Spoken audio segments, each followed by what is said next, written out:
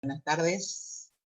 Vamos a dar comienzo a la última reunión de este seminario de este año, que estuvo dedicado al seminario de la angustia, y hemos recorrido algunos capítulos que tocan la relación con los fantasmas y el objeto. Lo vamos a retomar el año próximo, seguramente continuando con estos temas que hoy recién comenzamos, o en estas reuniones recién comenzamos. Yo les había dicho que para el cierre de esta reunión les iba a presentar el historial del hombre de los lobos. Está tomado en el seminario de la angustia, pero fundamentalmente para el sueño, para ese sueño fundamental de los lobos que presenta el historial. No creo que me dé el tiempo para poder contarles y transmitirles todo lo que tengo trabajado de este historial, pero me parece que quiero dejarles esta propuesta, porque el historial no es solamente un historial freudiano, está abordado por Lacan en algunos de sus seminarios, sino que también es un historial que nos permite ubicar, si vamos a interrogar la dirección de la cura, podemos ubicar muchos de los elementos que el historial nos propone, tanto para el psicoanálisis con niños, por la historia de la neurosis infantil, y también para la dirección de la cura en los adultos, para ubicar la demanda, para ubicar la transferencia, para ubicar estos tiempos de lo que es recibir a un paciente, de qué manera se recibe, y también cómo ubicar el desencadenamiento del síntoma del sujeto. Tenemos un punto también fundamental, que es el único historial que lo trae, que es la construcción del nombre propio. Tenemos muchos elementos realmente que nos van a abordar y nos van a permitir aprender acerca de cómo es la dirección de la cura, siguiendo el estilo freudiano. Tenemos muchos elementos porque tenemos muchos textos, no solamente el historial propuesto por Freud, sino que tenemos también en la vida y obra de Sigmund Freud, escrito por Jones,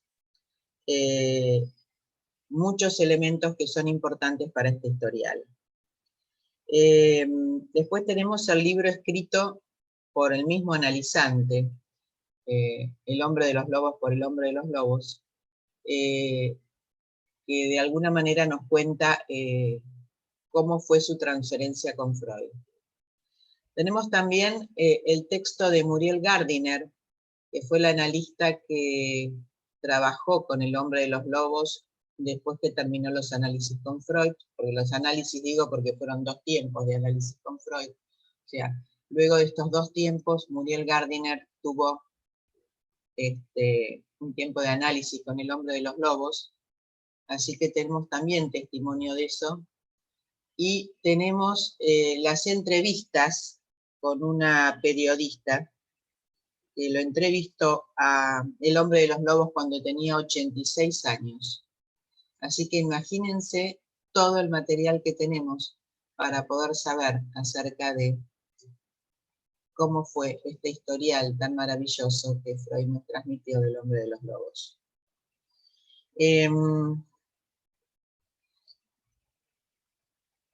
Con Freud, le decía, estuvo en 2 periodos. El primero desde 1910 a 1914 y el segundo de 1919 a 1920. Y con Ruth Brunswick desde octubre de 1926 hasta febrero de 1927.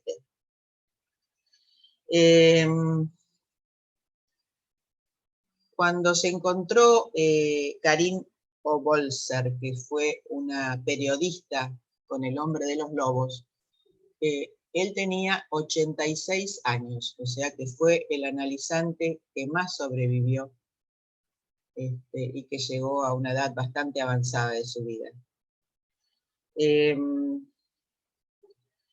Y fue el que le mandó, de alguna manera le contó a esta periodista el testimonio de su experiencia y de lo que le pasó en el último tiempo. ¿Qué nos dice? Algo interesante que nos dice esta periodista, que es esto. Dice que reiteradamente le decía que se acordaba de un cuadro de un pintor ruso que llevaba por título ¿Qué es la verdad? Y que él siempre lo tenía como una preocupación. Y le explicaba a esta periodista que en idioma ruso hay dos palabras para decir la verdad. Una es pravda, para la verdad en el sentido cotidiano, y otra es istina, para la verdad que se encuentra detrás de las cosas. Una y otra vez, dice esta periodista, el hombre de los lobos se le planteaba este interrogante. Y en busca de esas dos verdades es que llevaron las conversaciones. Volviendo al historial del hombre de los lobos, Freud lo escribió en simultaneidad con el texto de La represión, en 1915, pero va a demorar algunos años para publicarlo en 1918.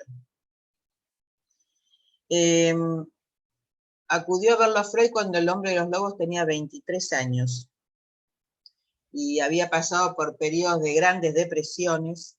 Estuvo internada en las clínicas más importantes y famosas de Europa. Había consultado a muchos psiquiatras, Siegen en Berlín, Kraepelin en Múnich. Y Kraepelin tuvo la honestidad para confesar su fracaso. Finalmente dijo que se había equivocado en su diagnóstico. Freud nos dice que fue diagnosticado como insanía maníaco-depresivo, que es el diagnóstico que le correspondía a su padre. El paciente nos dirá que conoció a Freud en 1910 en una situación de extrema desolación. También lo había atendido previamente otro médico, el doctor Drossner, quien creía apasionadamente en la psicoterapia. Y le habían hablado de Freud y del psicoanálisis. Pero nos va a decir que ese tratamiento solo tocó la superficie de este paciente.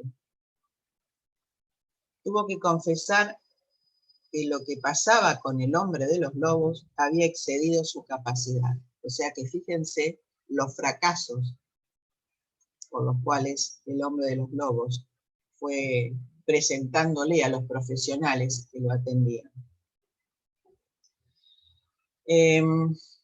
Iban camino a Suiza con Dubois, que lo acompañaba en su viaje. Pasaron por Viena y ahí se encontró con algunos colegas, este médico, que le dijo que estaba Freud ahí, el creador del psicoanálisis, y que el hombre de los lobos tenía que intentar con él. Él acordó, el paciente acordó, y al día siguiente fueron a ver a Freud. El otro título que yo le puse después de esto, de quién es el hombre de los lobos, lo que hoy sabemos del hombre de los lobos, nos lleva a una pregunta. ¿Quién es y bajo qué circunstancias se presenta el sujeto que demanda un análisis? Digo porque volvemos a interrogar de qué manera y bajo qué circunstancias tenemos que considerar esto para cualquier situación que se nos presente. ¿De qué manera y bajo qué circunstancias se presenta el sujeto que demanda un análisis? Y ahí vamos a Muriel Gardiner. El hombre de los lobos era un hijo de un terrateniente ruso muy rico.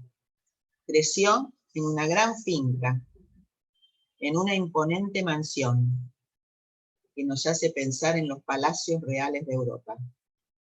En esa casa, en esa mansión, en ese palacio, el muchachito de 4 años manifestó su fobia a los lobos.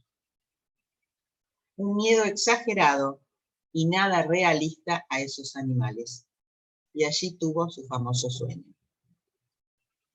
Desde los 18 años recorrió con todo lujo el imperio austrohúngaro y la Alemania del Kaiser Guillermo II.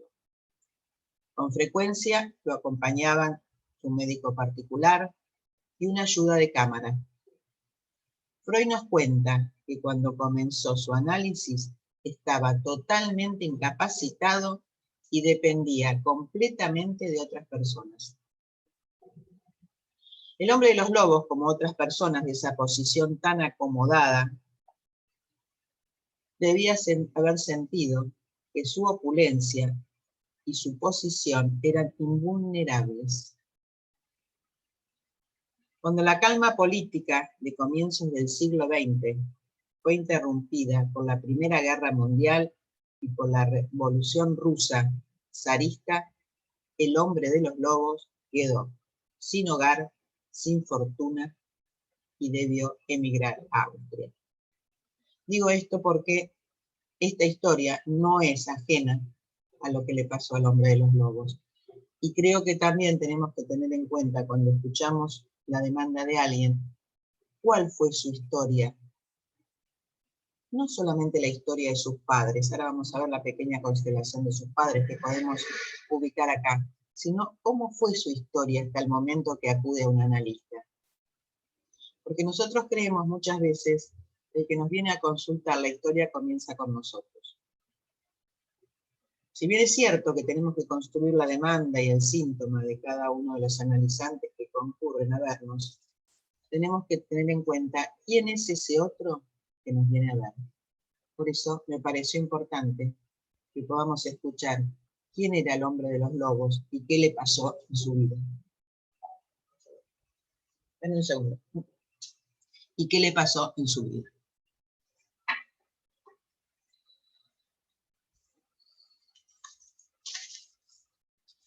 Durante medio siglo que siguió a 1919, Europa sirvió de marco trágico, o en el mejor de los casos premonitorio, a la historia del hombre de los lobos.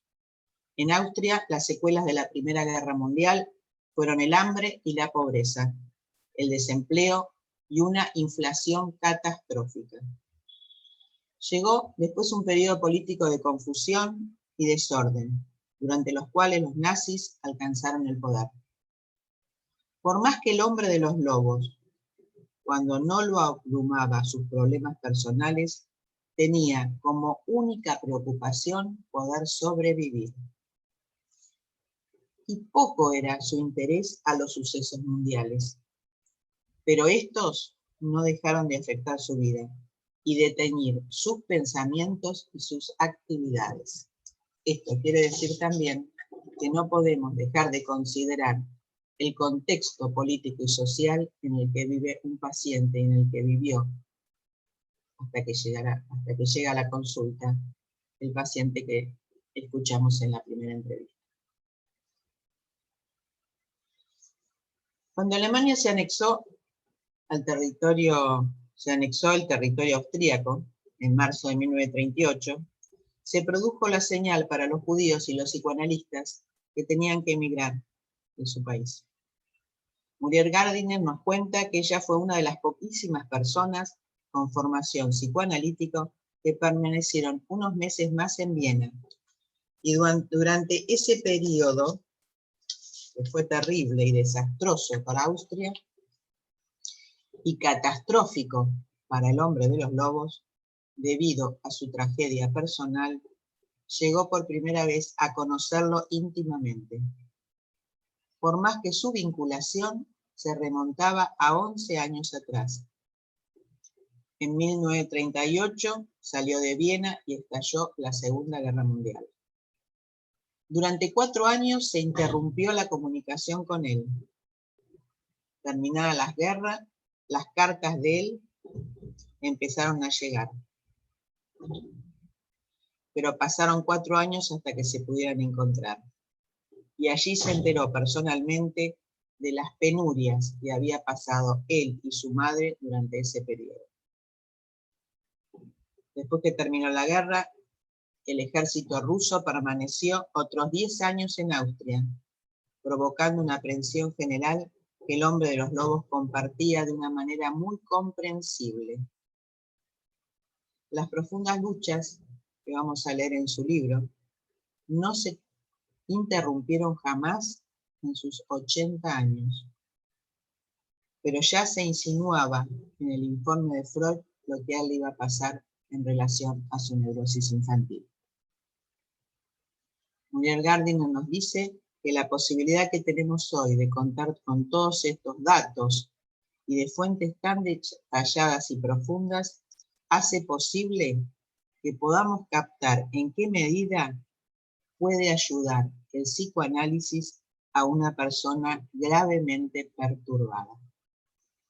O sea que ven todas las posibilidades que nos ofrece este historial. Digo esto porque esta es la historia del hombre de los lobos. Pero así como es la historia del hombre de los lobos, tenemos que saber cuál es la historia de cada uno de los analizantes que nos vienen a consultar. No de su historia solamente familiar, sino de la vida. ¿De quién es ese que nos viene a consultar? Creo que tenemos muchas veces, quizás por el apuro en el que vivimos, poco tiempo para darle lugar a esto. ¿Quién es esa persona que nos viene a hablar? ¿Cómo fue su vida hasta ese momento que se encuentra en el primer encuentro con el analista? Ahora les voy a poner otro título. El encuentro con Freud y el inicio del tratamiento. Y la pregunta es la siguiente. ¿Cómo leer en el relato del analizante, y ahí contamos con el libro del hombre de los lobos? ¿Cómo leer en el relato del analizante el primer encuentro con el analista y las condiciones necesarias para dar lugar a que la transferencia posibilite la emergencia del sujeto supuesto al saber? Es el único historial que tenemos del testimonio del analizante de lo que fue su analista y de lo que vivió en ese primer encuentro con Freud, con lo cual nos puede enseñar mucho.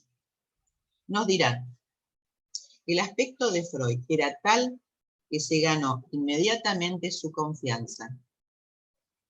Andaba por la mitad de los 50 años Freud. El rasgo más impresionante, nos cuenta el hombre de los lobos que advirtió en Freud, eran los inteligentes ojos oscuros que lo miraban con penetración, pero sin provocarle el más leve sentimiento de incomodidad. Su manera de vestir era convencional y correcta, y tenía una seguridad de sí mismo que transmitía, dentro de la sencillez de su porte. Indicaba su amor por el orden y su seguridad interior. Toda la actitud de Freud y la forma en que lo escuchaba se diferenciaban sorprendentemente de sus famosos colegas, a quien el hombre de los lobos había conocido en más de una oportunidad, y donde había encontrado una total carencia de comprensión psicológica profunda. Nos dirá, en mi primer encuentro con Freud tuve la sensación de encontrarme a una gran personalidad. Freud nos dijo, dice el paciente, que consideraba que mi caso era adecuado para el tratamiento psicoanalítico, pero que en ese momento se hallaba tan ocupado que no podía tomar de forma inmediata ningún paciente nuevo. Sin embargo, le dijo Freud, podemos llegar a un acuerdo. Él visitaba todos los días a un paciente internado en un sanatorio, y si yo estaba de acuerdo en pasar algunas semanas en la institución, estaba dispuesto a empezar mi tratamiento allí mismo, a continuación de esa visita. El hombre de los lobos nos dice, esta proposición me dejó absolutamente desconcertado, tanto a mí como al doctor que lo acompañaba en ese momento.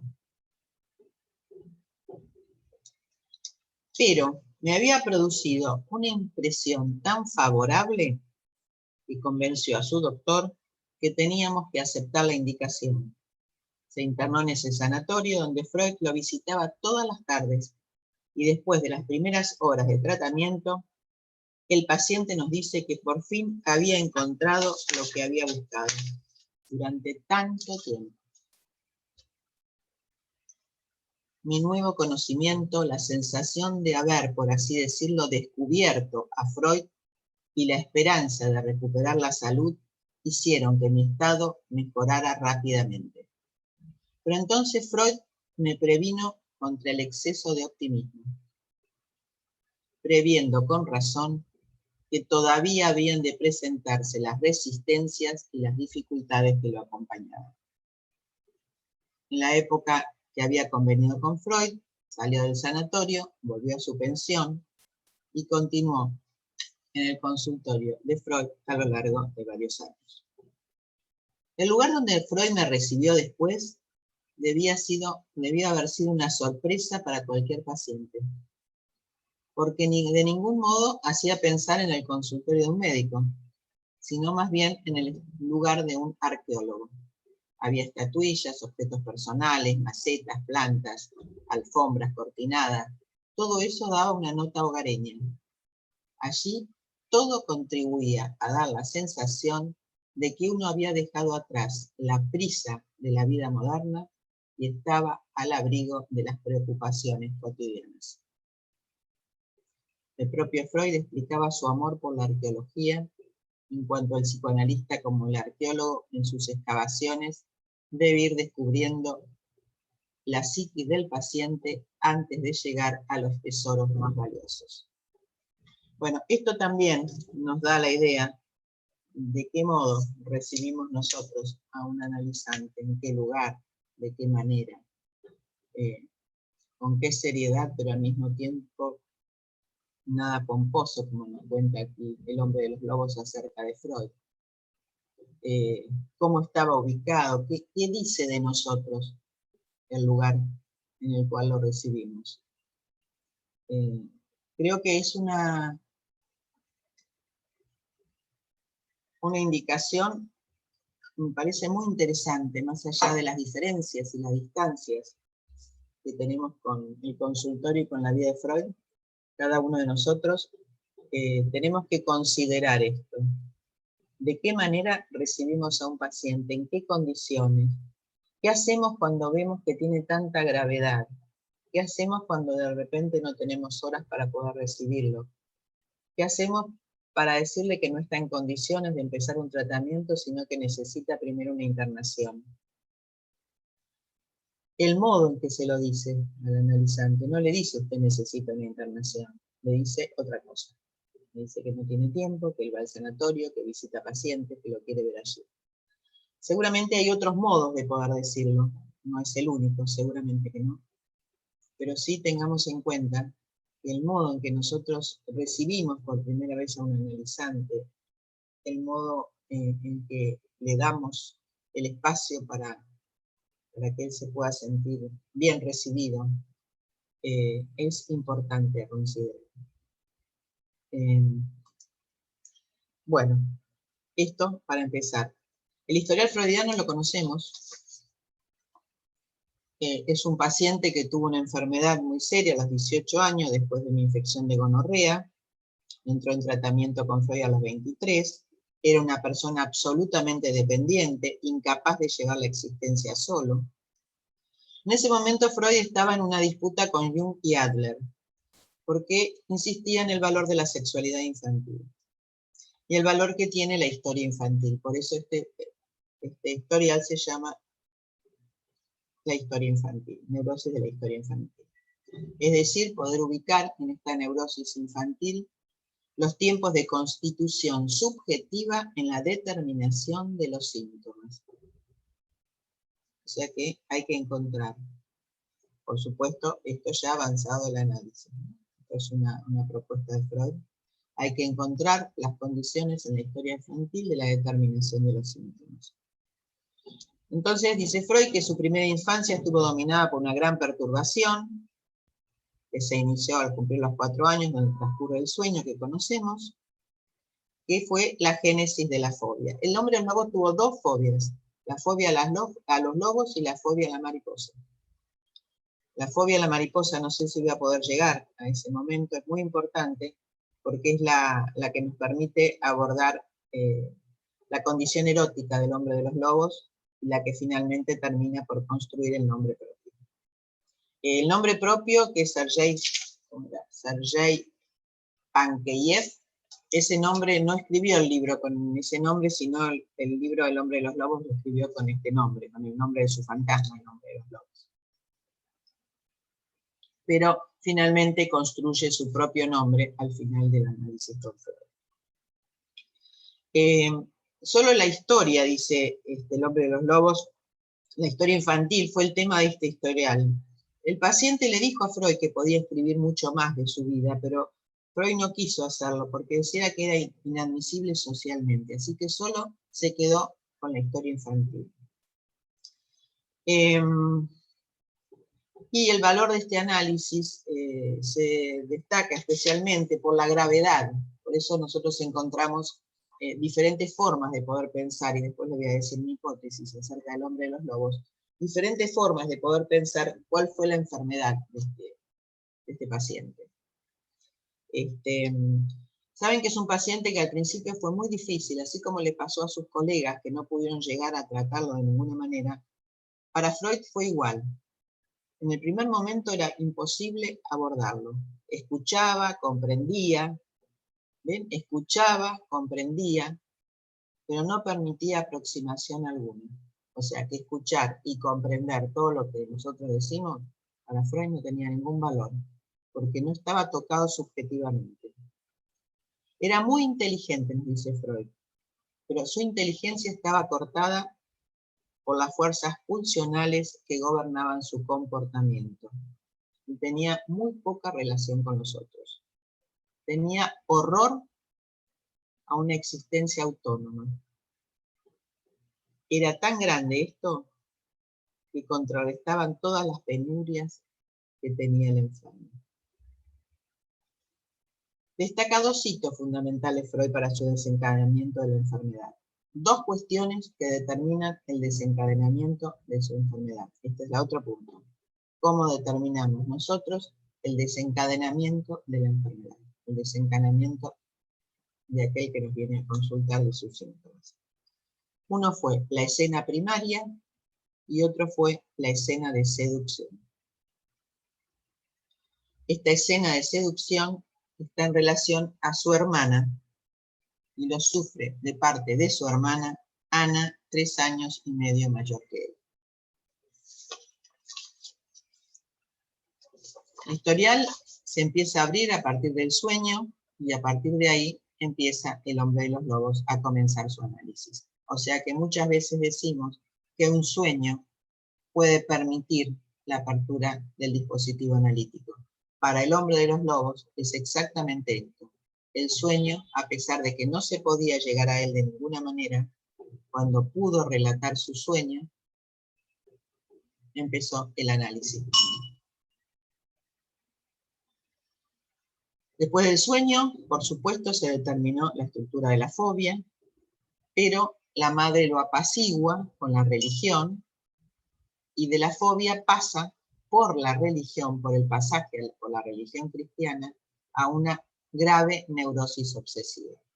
Entonces también tenemos que tener en cuenta, cuando nos vienen a consultar, que no siempre la fobia infantil, como el hombre de los lobos la tuvo, queda allí, sino que algo de la educación, algo de la introducción de la religión, puede transformar eso en otra cosa, y en este caso, en una neurosis obsesiva muy seria. Durante el primer tiempo de su vida, el hombre de los lobos era un niño muy tranquilo, a tal punto que la madre decía esto, que quedó muy grabado en su vida, que él tendría que haber sido una niña y su hermana un varón.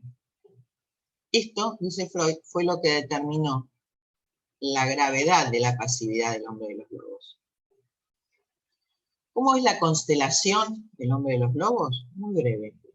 Sus padres se conocían cuando eran jóvenes, tenían un matrimonio dichoso, pero se empezaron a enfermar muy mal. Primero, las afecciones abdominales de la madre y después la depresión del padre. Y esta depresión del padre lo llevó a ausentarse mucho tiempo de su casa. La madre se dedicaba muy poco a los hijos. Y está esta hermana, que era mucho más inteligente y prematura que él, y díscola. Y es ella, junto con la niñera, este es el otro punto importante a considerar, que era de origen humilde, los personajes más importantes en la vida del hombre de los lobos. ¿Por qué? Porque la niñera lo toma como un hijo propio, porque ella había perdido un hijo tempranamente, y toma al hombre de los lobos como su propio hijo. Esto es importante a considerar también, ¿por qué? Porque también tenemos que saber qué lugar ocupó el padre, si se ausentó o no, de qué manera, qué lugar ocupaba la madre, si era maternal o no, y quién vino en sustitución de esa madre que realmente no se pudo ocupar de su hijo. No sé si trato de transmitirles, espero que sí, el valor que tiene este historial, no solo como historial freudiano, que es maravilloso, sino todos los elementos que nos pueden aportar hoy para la dirección de la cura. ¿Cuál fue la escena de seducción que Freud destaca con mucha importancia y que tuvo muchas consecuencias para el hombre de los lobos? La escena de seducción está dada por dos recuerdos encubridores. Parecen pavadas los recuerdos, sin embargo, son los recuerdos encubridores los que vienen a presentar la escena de seducción. Una es en relación a una gobernante inglesa. Este recuerdo no tenía ninguna comprensión. Esto es lo que digo, como dice Lacan, no hay que comprender. Era incomprensible.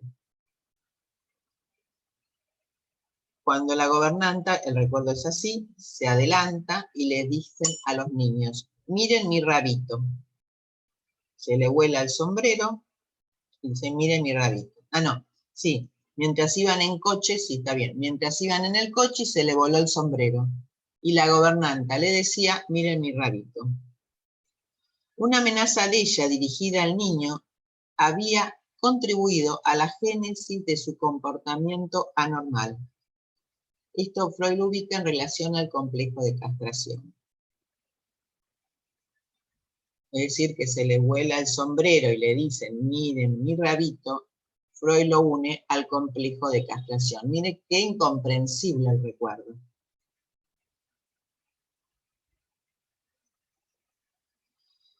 En relación a estos recuerdos surgen sueños que no fueron posibles de interpretar adecuadamente, sino mucho tiempo después.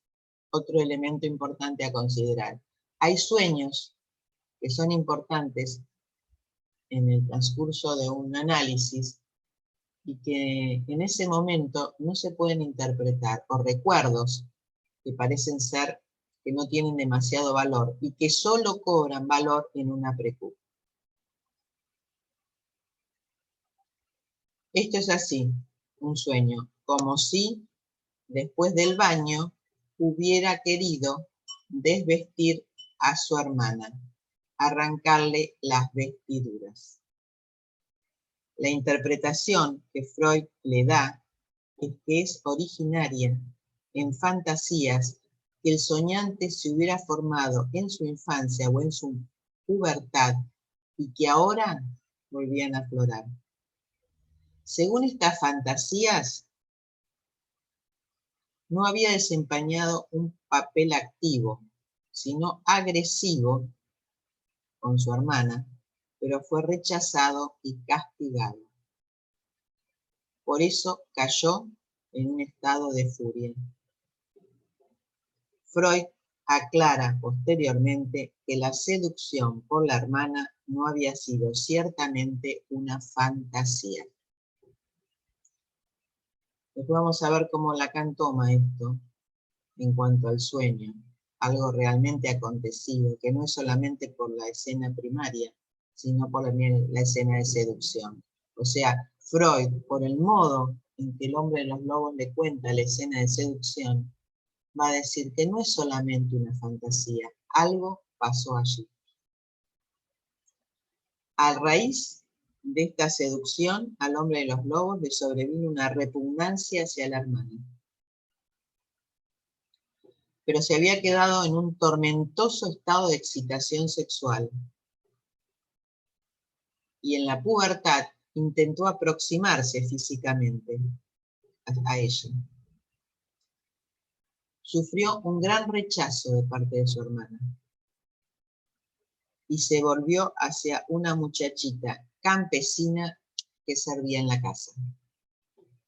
De esta manera, el hombre de los lobos consumó una decisión por su elección de objeto heterosexual, pero con esta condición: todas las muchachas con las cuales él se enamoró fueron igualmente personas de servicio cuya formación eran por fuerza inferiores a las suyas. La degradación de la vida amorosa. Este texto tan maravilloso que toma Freud. Y en este historial lo tenemos verdaderamente muy explícito. Cómo el recuerdo encubridor lo lleva a los sueños, cómo los sueños lo llevan a la posibilidad de pensar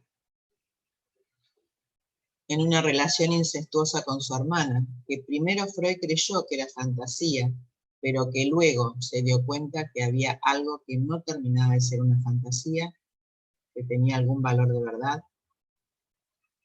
El rechazo de su hermana hacia el acercamiento que él quiso en la pubertad, finalmente transformó la elección del hombre de los lobos en degradar a la figura femenina. ¿Por qué? Porque la hermana era muy superior e inteligente y mucho más activa que él, mucho más inteligente y mucho más activa, sobre todo en relación a su padre, ¿no? El padre decía eso.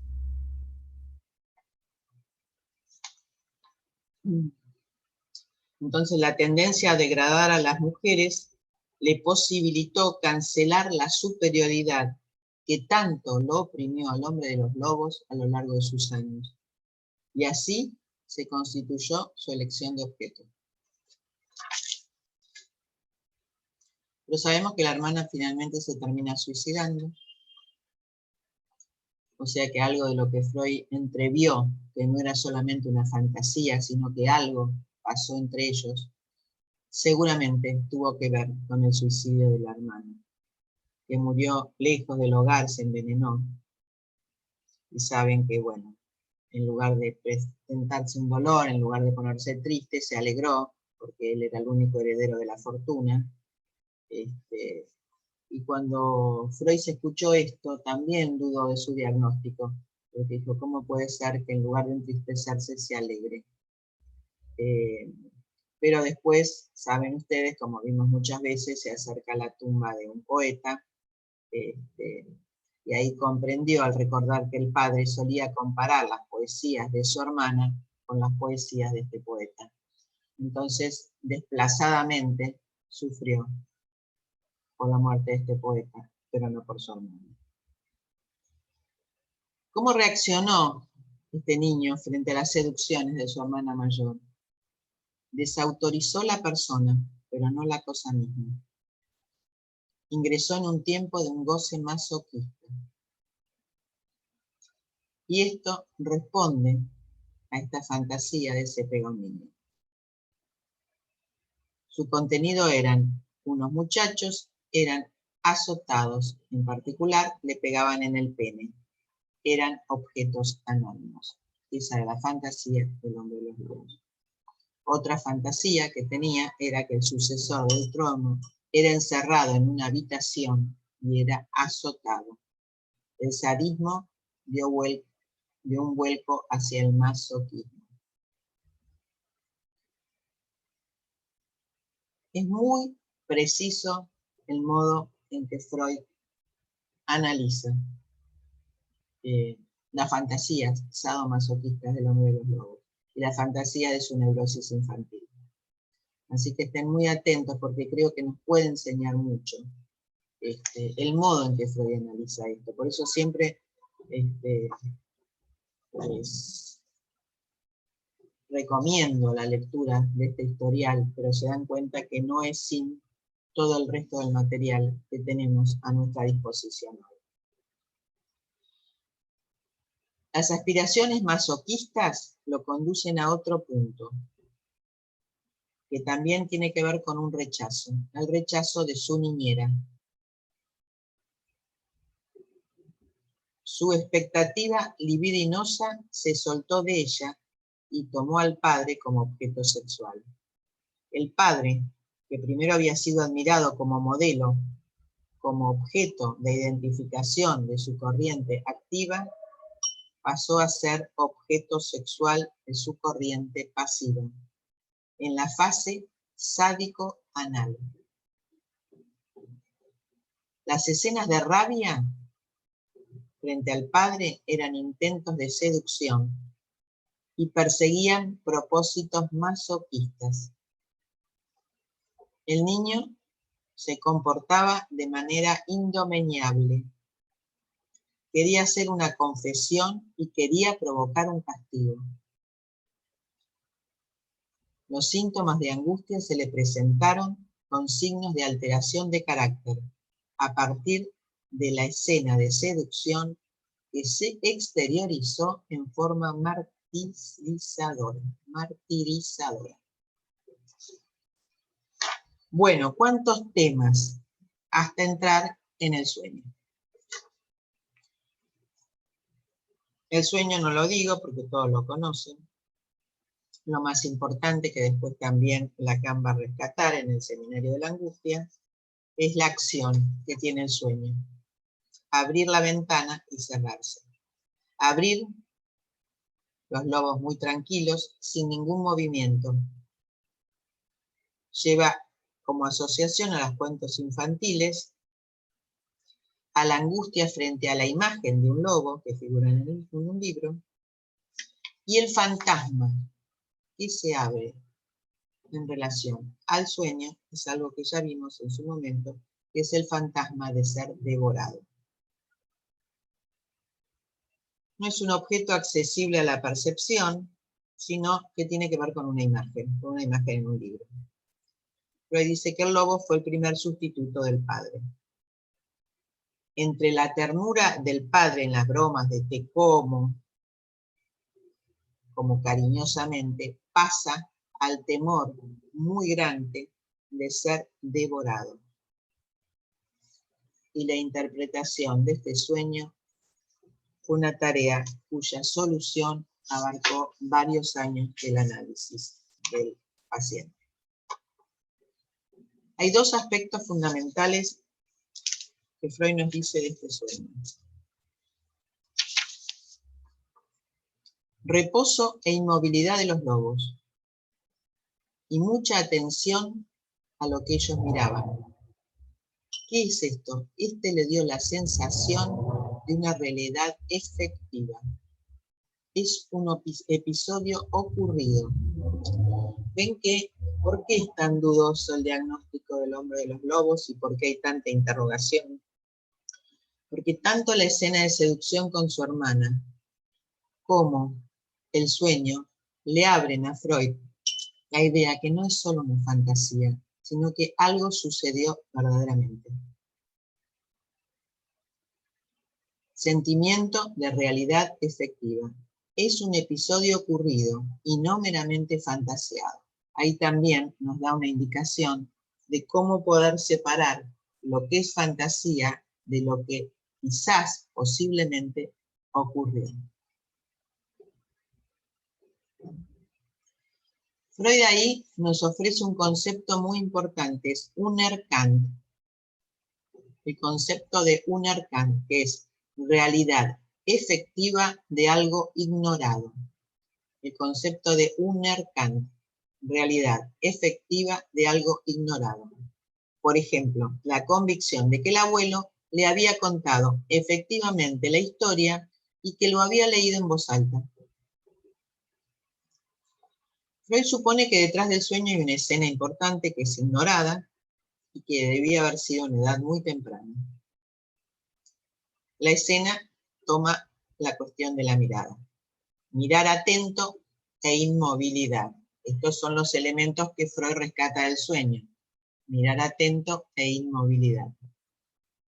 Es decir, un episodio real en una época muy temprana, mirar, inmovilidad, problemas sexuales, castración, padre terrorífico.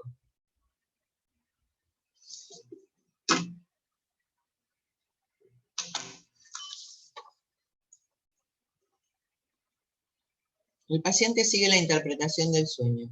De repente la ventana se abre sola. Tiene que tener el significado que los ojos se abren de pronto. Yo duermo y me despierto de repente y veo el lobo. ¿Qué quiere decir? Que él estaba despierto y le fue dado a ver algo. Miren cómo cambia una posición de otra. De repente se despierta y le fue dado a ver algo. Mirar atento atribuye a los lobos que deben trasladarse a él. Se despierta de repente y ve una escena de intensa movilidad. Otra ocurrencia. El árbol, Navidad, día de su cumpleaños. Justo cumpleaños el día de Navidad del hombre de los lobos. De ahí colgaban todos los regalos. Y esos regalos se habían transformado en lobos. Y el sueño termina devorado por los lobos. Es decir, esa mudanza de satisfacción y de goce que tenía el hombre de los lobos se transforma en angustia. No quedó satisfecho con los regalos, hubo furia y mantiene el recuerdo. ¿Qué imagen, dice Freud, puede ser convocada por esa añoranza sexual capaz de provocar un terror tan intenso? Lo que esa noche se activó, quedaron huellas muy importantes en su inconsciente. Fue la imagen del coito entre sus padres. Hay algo fechable acá. No fue en cualquier momento. Fue N más medio año. También unió las 5 de la tarde, que es la hora del reloj, durante el tratamiento a un síntoma. Tenía fiebre o fatiga. La fecha y la hora con la visión de un coito a cargo de los padres. Esa escena la elaboró a posterior a los 4 años. La posición de los padres la asoció a la posición de los lobos en el sueño. Luego soñó que un león se acercaba, rugiendo en su cama, en la misma posición que tenían los lobos. Ya había superado la fobia al lobo y pudo elegir un nuevo animal. Pero en la escuela secundaria tuvo una ocasión para refrescar la fobia a los lobos.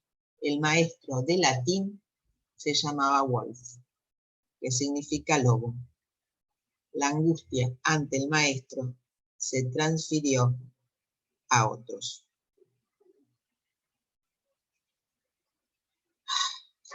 ¿Cuántas cosas? Hay síntomas pasajeros que se unen a la transferencia, que tienen que ver con el lobo y el cuento de los 7 cabritos. En las primeras sesiones Freud dice que había un gran reloj en la pared. Y Freud dice, me llamaba la atención que cada vez que estaba en el diván se daba vuelta y me miraba a mí. Freud creyó que era anhelo que se terminara la sesión, pero más tarde recordó a los cabritos del cuento, devorado por el lobo, y Freud dice, ¿puede ser que sea, debo tenerle miedo?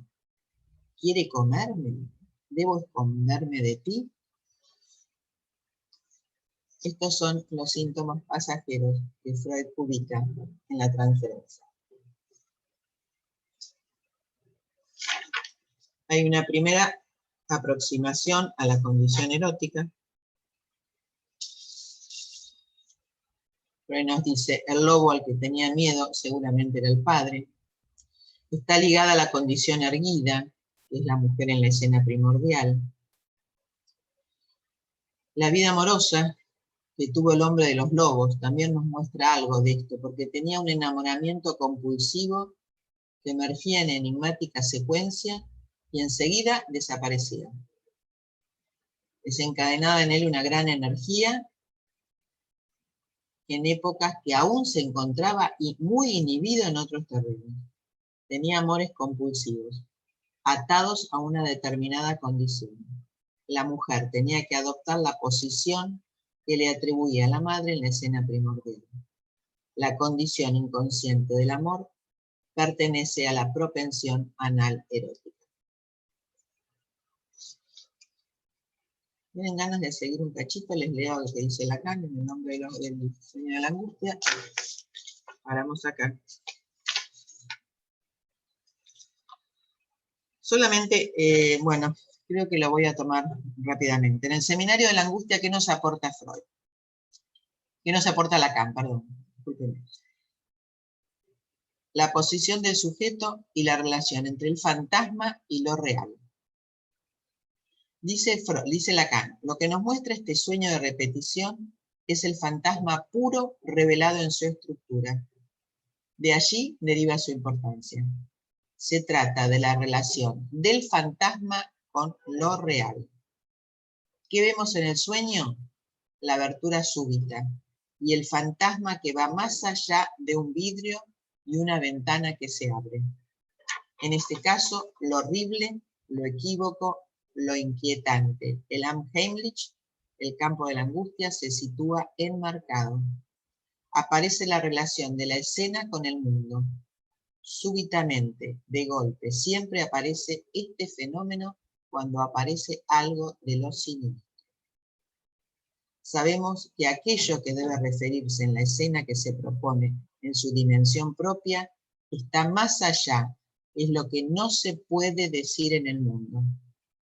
Lo que esperamos siempre es que se levante el telón brevemente, en un momento rápidamente extinguido, y aparezca la angustia. Sin ese tiempo introductorio pronto elidido, nada se puede obtener, ni siquiera el valor de lo que se determinará como trágico o como cómico.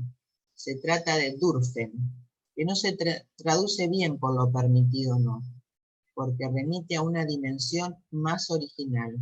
Es porque esto no se puede, que lo mismo se podrá. Y aquí actúa la dimensión de gatillo que constituye la acción dramática. Se trata de la constitución del hostil, del primer recurso, más allá del desvalimiento. Hay angustia cuando en el marco aparece lo que ya estaba mucho más cerca en la casa, el huésped, el hostil apaciguado. En ese marco se presenta aquello que en la angustia es el objeto de la fobia. De un lado está el lobo, del otro lado está la pastora. Lo importante, dice, ¿cuál es la angustia del sueño con la angustia de castración? Dice, lo importante es saber dónde está el falo. El falo está en la catatonía de la imagen, y el árbol y los lobos que miran fijamente al sujeto. La catatonía es el mismo sujeto, su propio cuerpo transformado en ese árbol. Esto es lo que lo dejaba al hombre de los lobos sin movimiento, sin capacidad de defenderse solo, sin capacidad de poder defenderse en el mundo. Se trata de algo que hace eco con un goce, que supera toda posibilidad de sujeto. Él no es más que erección, que lo hace falo y que lo fija entero. El sujeto se hace lobo mirando, y de lo que ve no es más que ese 5 romano en alas de mariposa, de las piernas abiertas de su madre, y 5 romanos de la hora del reloj, hora que parece haberse producido ese encuentro. Bueno, voy a llegar hasta acá y mucho más, pero quiero decir mi hipótesis de este caso, que es,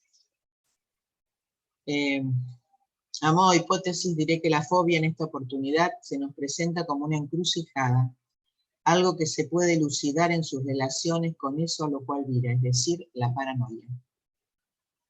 Desde esta perspectiva podría formular el significante de la fobia, ese objeto casi arbitrario que tiene para el sujeto una función de señal, viene a ser suplencia del significante del padre simbólico.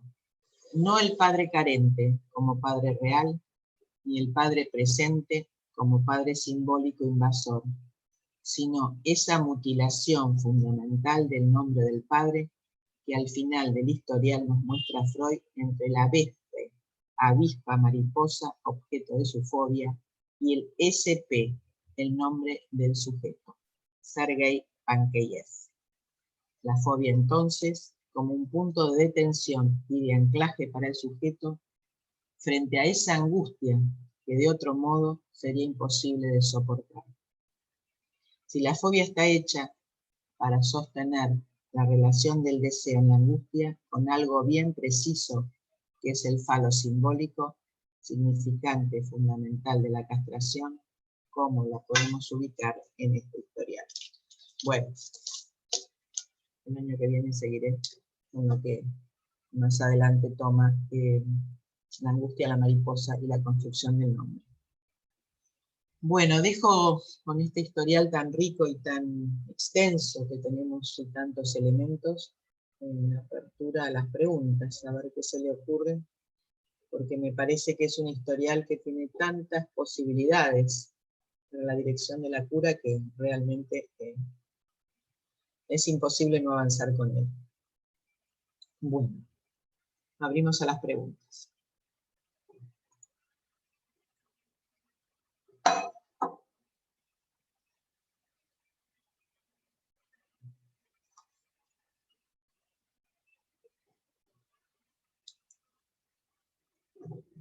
Marcelo, hola.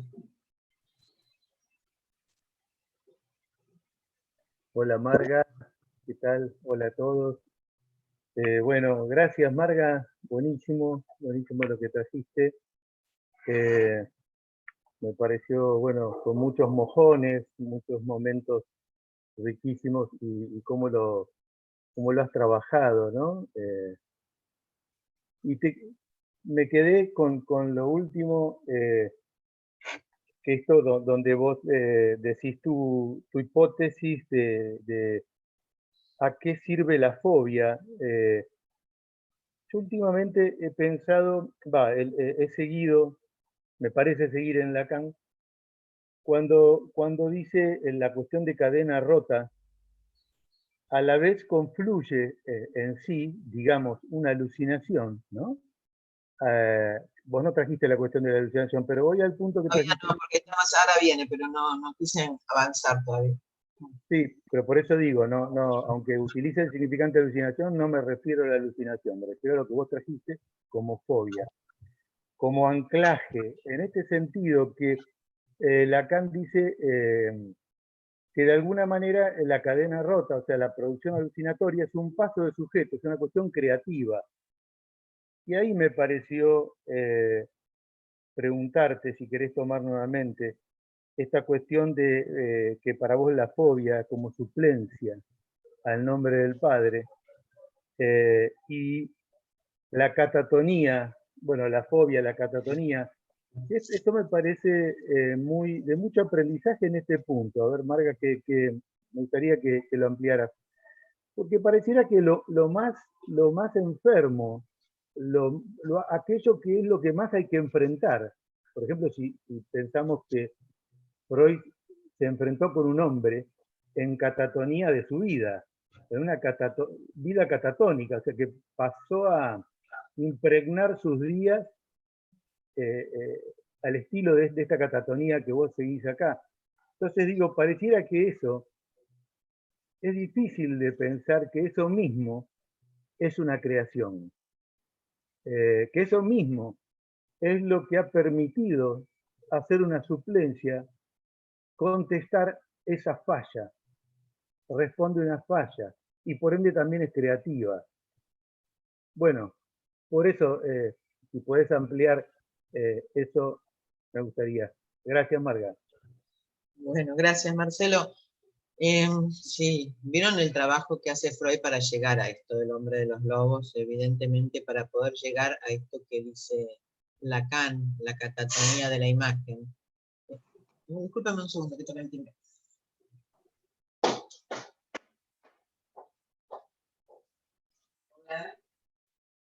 No, no.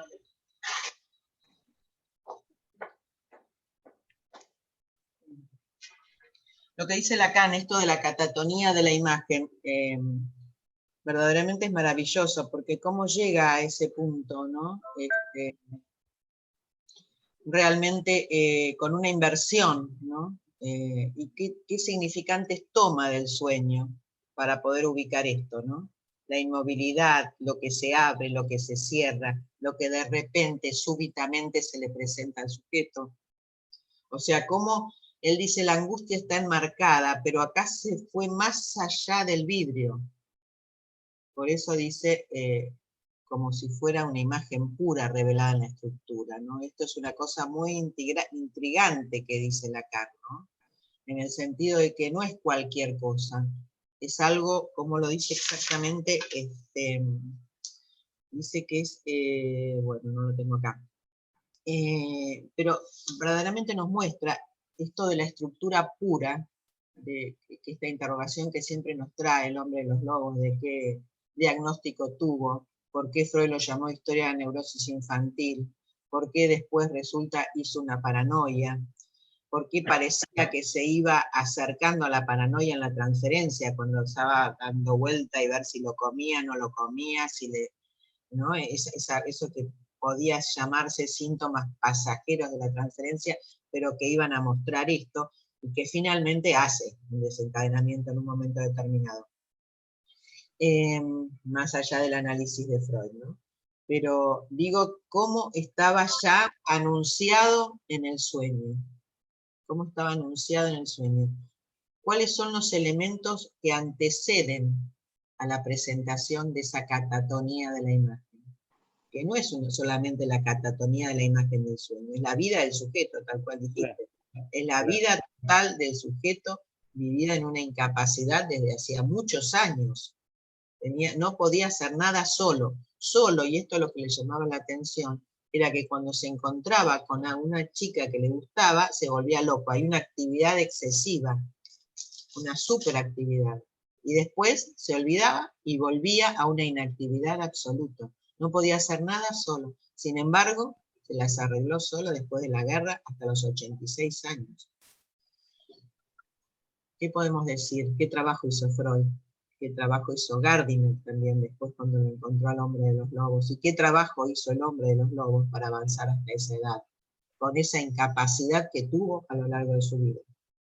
Porque de un hombre, por eso digo, hay que saber quién era el hombre de los lobos. Un hombre que vivía en un castillo y que tenía todo a su disposición, a la pobreza a la cual llegó, que tenía que trabajar de cualquier cosa y vivir en una pensión, y no se podía mover con esa incapacidad que tenía para moverse. Sin embargo, se pudo desempeñar. Cuando yo digo que la fobia viene ahí en suplencia del padre simbólico, creo que de alguna manera le evita la angustia terrorífica en la cual el hombre de los lobos debe haber vivido.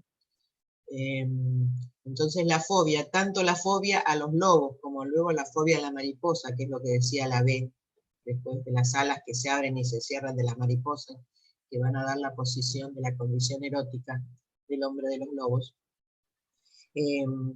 creo que le permitió subsistir. Por eso digo, muchas veces no debemos sacar la fobia de un sujeto rápidamente. No debemos sacar los síntomas rápidamente de un sujeto, porque los necesita, así como en la psicosis se necesita del delirio que sostiene un sujeto, y si se lo sacan rápidamente puede caer en una enfermedad peor. Creo que lo mismo pasa para cualquier estructura, para la estructura de la neurosis también. No debemos sacarle eso con lo cual el sujeto se sostiene. Y creo que la fobia a los lobos no fue desapareciendo más que después de todo ese análisis que pudo hacer Freud. Después, porque la madre lo introdujo en la religión, y a veces vemos también esto, que la religión le crea una tranquilidad al sujeto, pero le creó una neurosis obsesiva muy grave, o sea que no lo ayudó mucho tampoco. Entonces digo lo siguiente, de alguna manera la fobia viene a sustituir esa forclusión del nombre del padre, porque después vamos a ver la vespe, ¿no? Esta partida, la castración. Si algo podemos decir es la forclusión de la castración, por la alucinación del dedo cortado, que todavía no llegamos a eso, pero si hay algo que podemos decir que nos aproxima a la dificultad del hombre de los lobos, es la forclusión de la castración. Quizás no es lo mismo que la forclusión del nombre del padre, pero se acerca bastante, ¿sí? Porque sabemos que el significante fálico se inscribe sobre el nombre del padre. Sabemos también que cuando él va a contar, el fantasma se pega a un niño, dice, le pegan en el pene. No le pegan en cualquier lado. El látigo no va a cualquier lugar, va directamente al pene. O sea que hay muchos elementos que nos van acercando a la forclusión de la castración para el hombre de los lobos, y creo que la fobia les permitió de alguna manera sostenerse más allá de su catatonía, más allá de su dificultad para mover. Ahora, a mí me parece maravilloso que Freud pudo llegar y que Lacan pueda decirnos esto. Esta catatonía de la imagen. Por eso dice Lacan, no hay que ir directamente a la escena primaria, que es a donde fue Freud, directamente al coito entre los padres, sino entre el fantasma y lo real. Entre el fantasma y lo real está el sueño. Y lo que se le presentó al hombre de los lobos es el falo en la escena. Claro. Se le presentó el falo en la escena, se le presentó la posición erótica, porque es esa la posición que quedó instalada para él en una fijeza bastante importante. No había otra forma de enloquecerlo y de enamorarlo más que esa posición. Entonces, él corre la cuestión de la escena primaria para colocar ahí el falo. Y mostrarnos esta catatonía de la imagen maravillosa, maravillosa digo porque es un pobre, vivió en una penuria este hombre, pero maravillosa para poder entender cómo avanzar con el sueño, cómo avanzar con los significantes, cómo no todo es fantasía, como no todo es fantasma, pero tampoco es real todo. Tampoco se puede ir directamente a la escena. Si bien la escena de seducción sí determinó la condición erótica del hombre de los lobos, donde también vuelve a decir Freud, algo verdadero sucedió. No fue solamente una fantasía. Así que ahí tenemos siempre una interrogación en este historial, y creo que nos sirve para abordar cualquier otro historial, las interrogaciones que este historial nos propone. Todo. A mí me parece maravilloso porque es el encuentro con Freud, cómo uno tiene que presentar el consultorio, cómo es la demanda, cómo uno se dirige a un analizante que recién consulta, cómo un sueño puede atravesar todo un historial, cómo pudo construir el fantasma se pega a un niño, Freud, y cómo lo pudo ubicar en este historial con una diferencia a otros. Así que sí, hay muchas cosas para abrir acá. Así que se los recomiendo con todo este material que tenemos, no solamente el historial. La próxima es el año que viene. Seguramente continuaremos de este modo, porque no creo que lo cambiemos. Porque creo que aún cuando podamos abrir la escuela y tengamos la posibilidad de estar en presencia, creo que voy a sostener esta simultaneidad entre lo virtual y lo presencial. Así que avanzaremos un poco más porque me parece que tiene una riqueza este historial que verdaderamente es, qué sé yo, es imposible de tomarlo. Bueno, gracias Marcelo. María Carmen. Marga.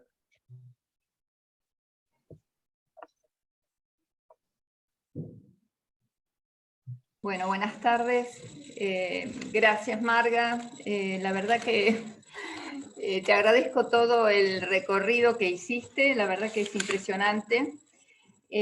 Pero bueno, me quedé pensando que finalmente cuando el sujeto hace síntomas, ¿no? Lo que hay detrás de los síntomas es la pregunta por su condición sexual, se podría, digamos, y este sería el trabajo del analista, de poder llegar a, bueno, a juntar al sujeto con esta pregunta.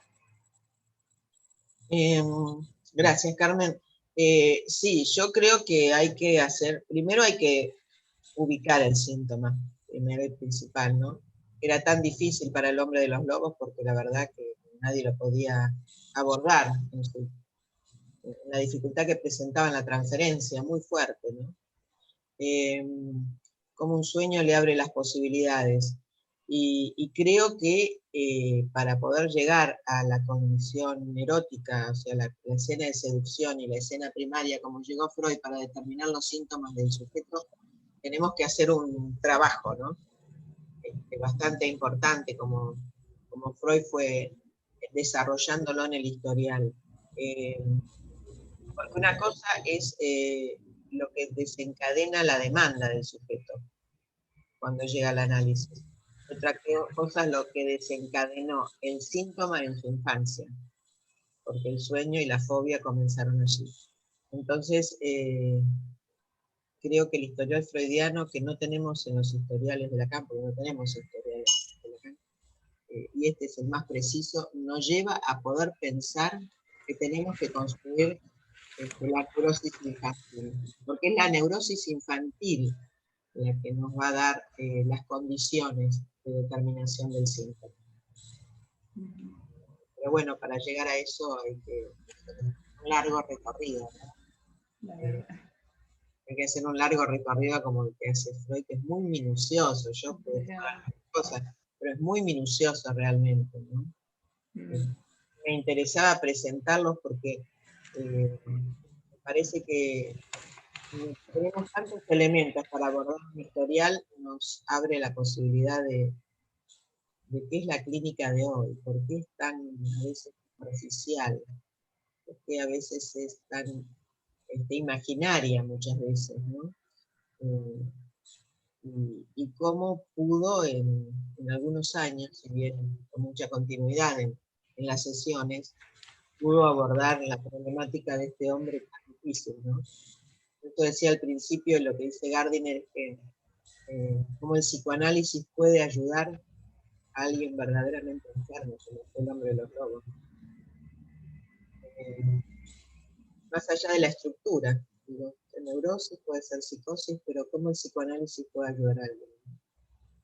Pero bueno, hay que tener la paciencia y la dedicación de avanzar con estas dificultades, ¿no?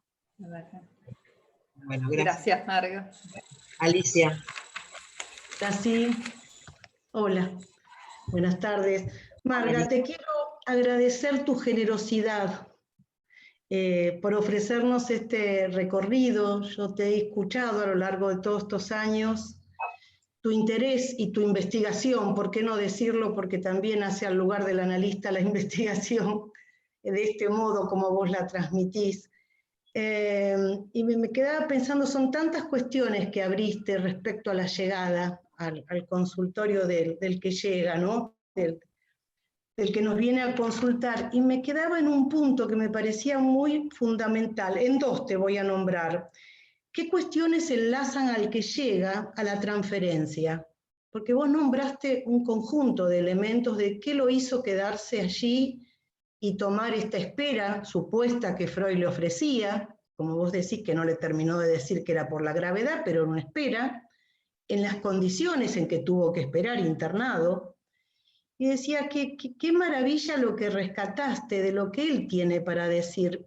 Me quedaba en esta cuestión entre la sencillez y la seguridad, cuando vos decías de qué modo le adjudicó el lugar del supuesto saber, junto con esta cuestión que vos nombrabas, que me parecía muy fundamental para la dirección de la cura y que a veces por la prisa, porque todo esto que fuiste nombrando requiere que no haya, que se deponga la prisa, como él dice que él lo enlazó, ¿no? que había dejado atrás la prisa. Me quedaba en esta diferencia que vos nombrabas. ¿Cuál fue su historia? ¿Cuál fue la historia del que llega a demandarnos? ¿En qué momento de su vida llega? Y no la historia de los padres, porque parece ser como un desvío. Lo nombraste, entiendo, allí para hacer un modo de plantear las cuestiones de otro modo, ¿no? ¿Cuál fue la historia?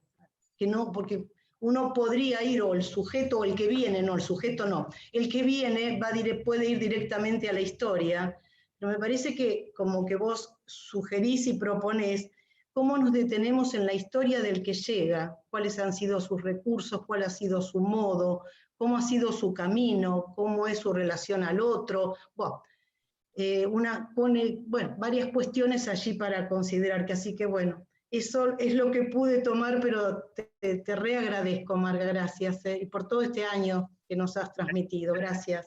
Gracias, Alicia. Sí, yo creo que como tenemos la posibilidad, porque creo que es el único analizante de Freud que escribió un libro y que nos cuenta qué le pasó con Freud. Tenemos la posibilidad de pensar cómo recibimos a alguien cuando llega por primera vez al consultorio, qué es lo que el otro puede ver en nosotros más allá de uno mismo, ¿no? Y primero el lugar en el cual lo recibe, cómo salir de la rapidez en la que vivimos en el mundo. Se ve que en esa época era igual, hoy ni pensar, imagínense que si en ese momento había rapidez en el afuera, hoy no sé, qué sé yo, en un avión. Entonces salir de esa rapidez en la que uno vive cotidianamente y meterse en otro mundo, y poder introducir al sujeto que nos viene a demandar en otro mundo, en otro tiempo, en otros tiempos. Creo que eso es muy importante. Y por supuesto con lo que nosotros queremos que sea nuestro consultorio, ¿no? Porque en eso también el hombre de los lobos se detuvo enormemente, porque se ve que los psiquiatras ni lo escuchaban, ni lo entendían. Tenían seguramente una soberbia muy grande con la cual recibían a los pacientes, pero bueno, algunos, como cree Primo, otros podrían haber dicho que no pudieron hacer nada con este paciente y lo llevaron a Freud, ¿no? O sea que cuando encuentra verdaderamente alguien a un analista es una maravilla. Se queda. Ah, claro, algo del significante de la transferencia, como decimos siempre, cae, pero no es sin todo esto. No es lo que nosotros damos a ver allí. No es nuestra seguridad o inseguridad o lo que fuera en el momento en que estamos, pero sí creo que es una dimensión. ¿Cuál fue la verdad de ese encuentro? Vieron que cuando se encuentra con la periodista, él se pregunta por la verdad. ¿Cuál fue la verdad del encuentro con Freud? ¿Cuál fue la verdad de su historia?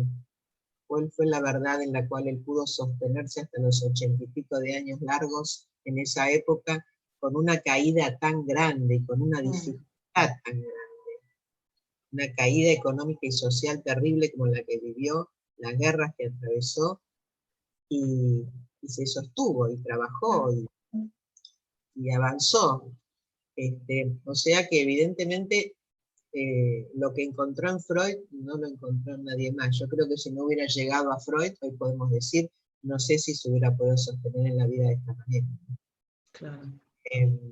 Así que sí, creo que nos ofrece la posibilidad de pensar qué es una demanda, cómo se presenta, de qué manera, porque no, yo creo que no hay que ir directamente a la historia de los padres, de los abuelos, la historia generacional, si bien hay que construirla, por supuesto.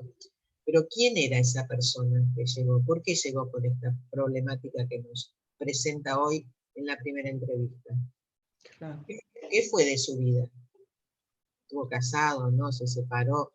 ¿Tuvo, no sé, tuvo una cuestión con el trabajo? No, no la tuvo. Perdió el dinero, lo hizo muy rápidamente, no lo tiene. No sé, cosas que me parece que no se preguntan, que no se avanzan por la rapidez de ir al síntoma.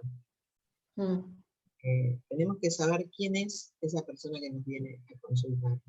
¿Quién es? No de dónde desciende. ¿Qué armó de su vida hasta el momento que nos está? Claro. Y así podremos de alguna manera acercarnos, quizás, a hacer algo de lo que hizo Freud con sus pacientes. Así que sí, me parece lindo este caso. Gracias, Bueno, Marga. gracias, Alicia. Marta Corosek.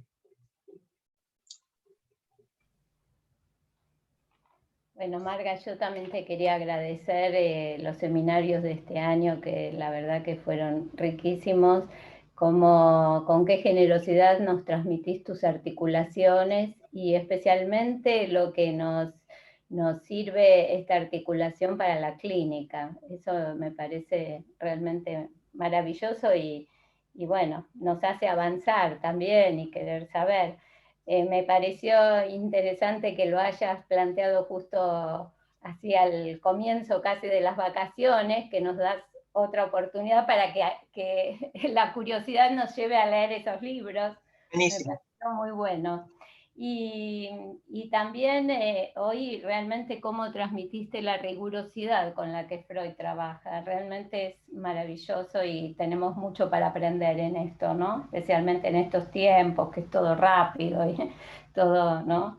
Y te quería preguntar, bueno, algo se fue abriendo también en relación a no ir directo. O sea, como por un lado, cómo nos fuiste mostrando cómo él construye la escena de seducción y marcas mucho esto, no ir directo a la escena, ¿no? No ir directo a la escena de seducción. Sí, bueno, sí, querías abrirlo un poco. Sí, hay dos escenas, una es la escena de seducción y otra la escena primaria. Son las dos escenas que determinan el síntoma de Freud. Cuando Lacan nos dice que es entre el fantasma y lo real, es la escena primaria, ¿no es cierto? No hay directamente la escena primaria, sino acercarse ahí a través de la dimensión fantasmática, porque está entre el fantasma y lo real, este caso en particular. Con respecto a la escena de seducción, me parece maravilloso, si vuelven a leer el historial, cómo se va acercando a partir de los recuerdos encubridores. Y recuerdos tontos, porque ¿qué recuerdo? Se le voló el sombrero a la gobernante y le dijo, mirá mi rabito, qué sé yo. Un recuerdo que uno quizás no le hubiera dado tanta importancia, sino ahí me parece interesante cómo Freud le dio importancia a eso. A partir de ese recuerdo, y seguramente de otros, porque el historial siempre es recortado lo que podemos tener de Freud, Claro. Se acercó a los sueños, y los sueños sí se van acercando más a la escena de seducción con la hermana. Sí, llegó a desvestirme, todo ahí medio entredicho, tampoco tan directo. Sí, llegó, y después cuando llegó lo rechazó. Primero la gobernanta lo rechazó diciéndole tal cosa, después lo amenazó, después la hermana lo rechazó en la seducción, tanto en la infancia como en la adolescencia. Y me parece interesante que algo escuchó Freud, que nosotros tenemos que estar atentos también, a que no fue solo una fantasía, algo sucedió. Algo sucedió en esa historia, y esa escena de seducción le posibilitó la degradación de la vida amorosa. Le posibilitó, digo, porque fue heterosexual, siguió siendo heterosexual, pero bajo esta condición erótica. Luego, vamos a seguir el año que viene con un poquito más de este historial, vamos a ver por qué elige la posición. Ahí está, entre la escena de seducción y la escena primaria, la elección de la posición en la cual él se queda para enamorarse de una mujer. Entonces tenemos las dos cuestiones, escena de seducción y escena primaria. Pero ¿cómo llega a esta escena de seducción con la hermana? Y también nos sorprende el suicidio de la hermana. Evidentemente que también nos puede hablar de que algo ahí fue más allá de una fantasía, quizás. Es una hipótesis que queda abierta ahí en el historial. Así que bueno, gracias Marta. Seguiremos el año próximo. Liliana.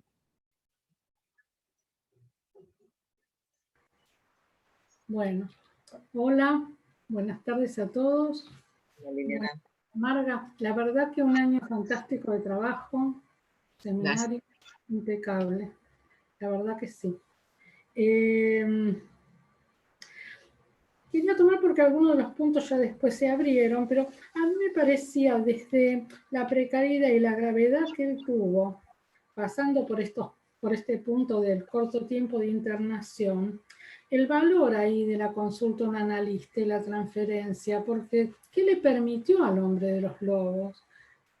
No solo llegar hasta los 80 y pico de años, sino estos años que tuvo, porque él tenía conferencias, escribió el libro, era llamado para una institución, para otra, tenía un lugar, él era el paciente de Freud, y así se presentaba.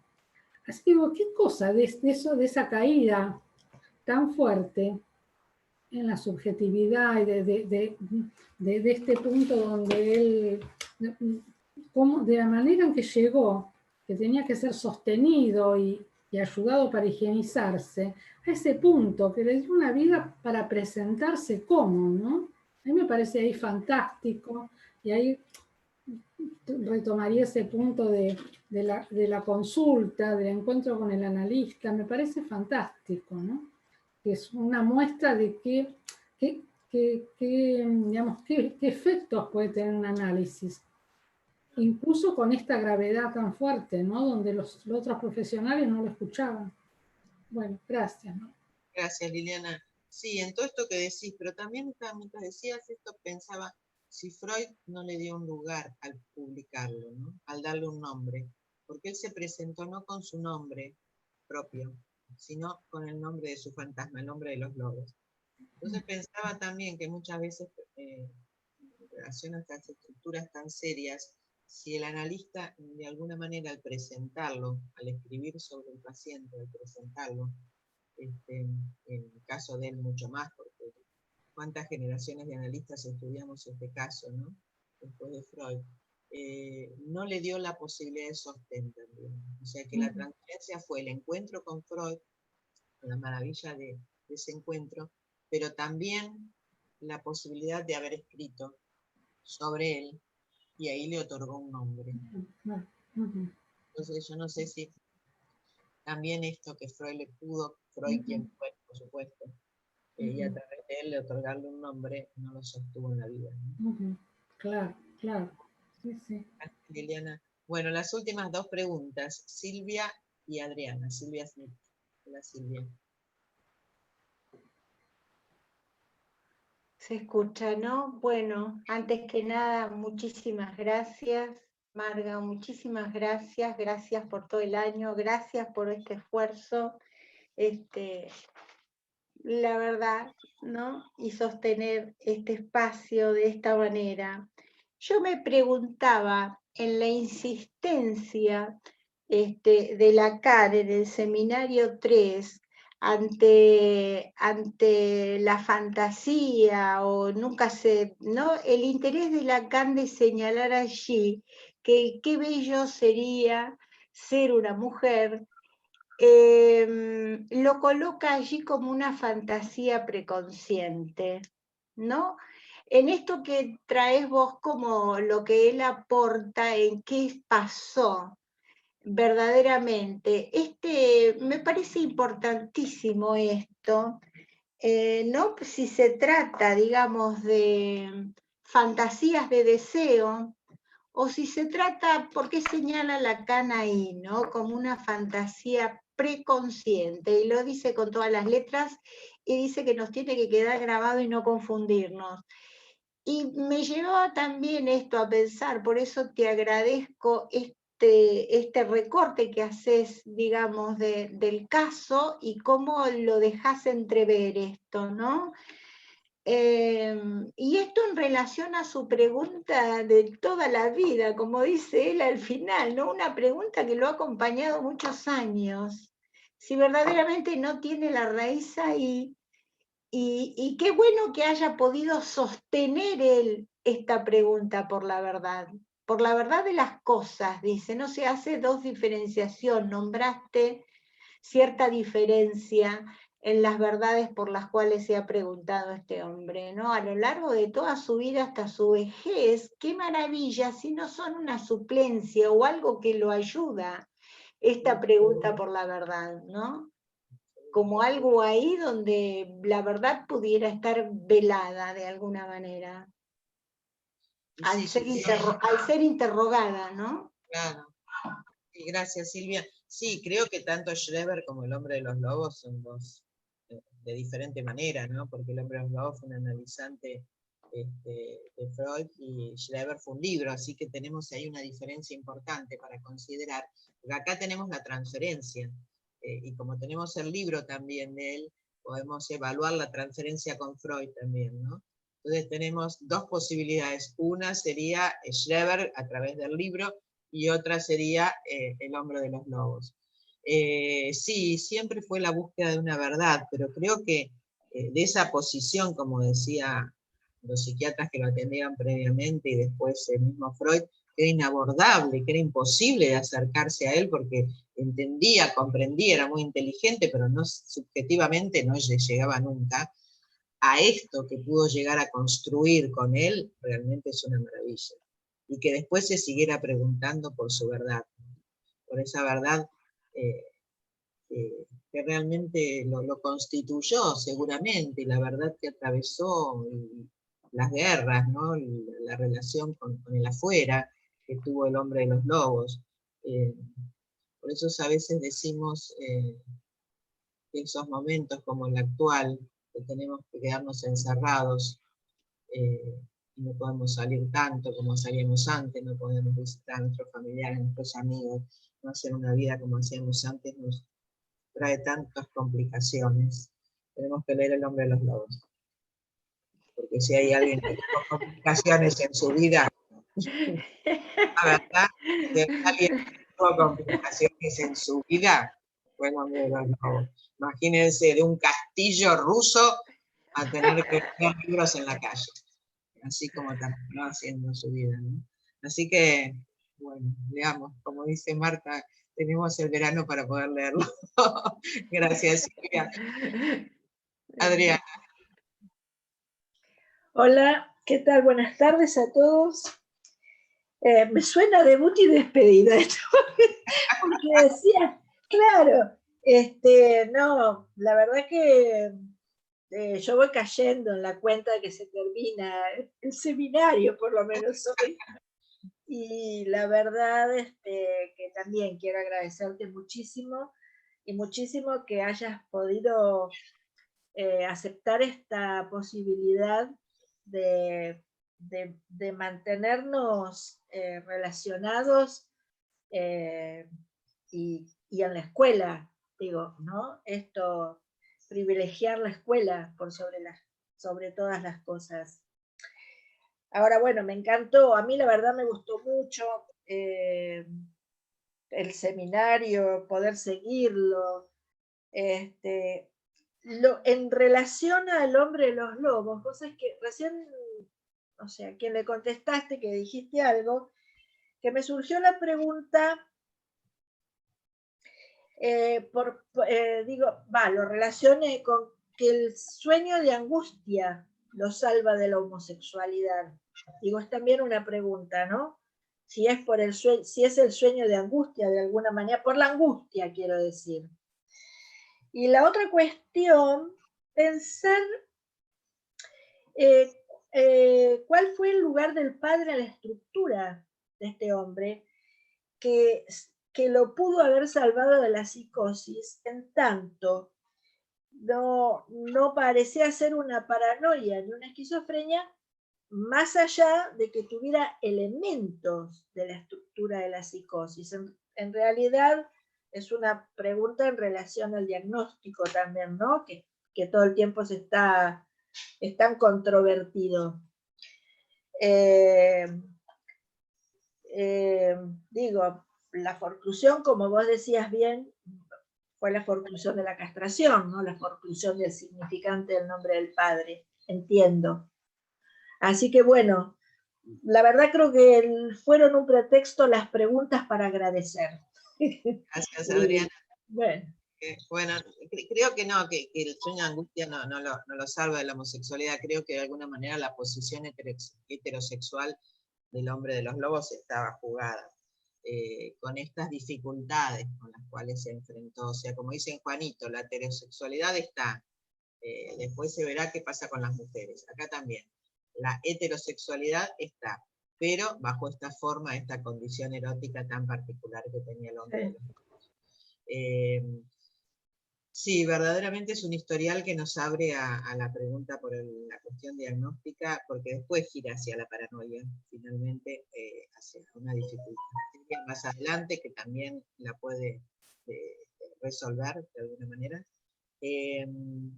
Pero creo que lo que más nos muestra es lo que recién decía, ¿no? Que nos enfrenta a las dificultades de un sujeto y cómo puede sobrevivir a partir del psicoanálisis, más allá de las penurias que viven.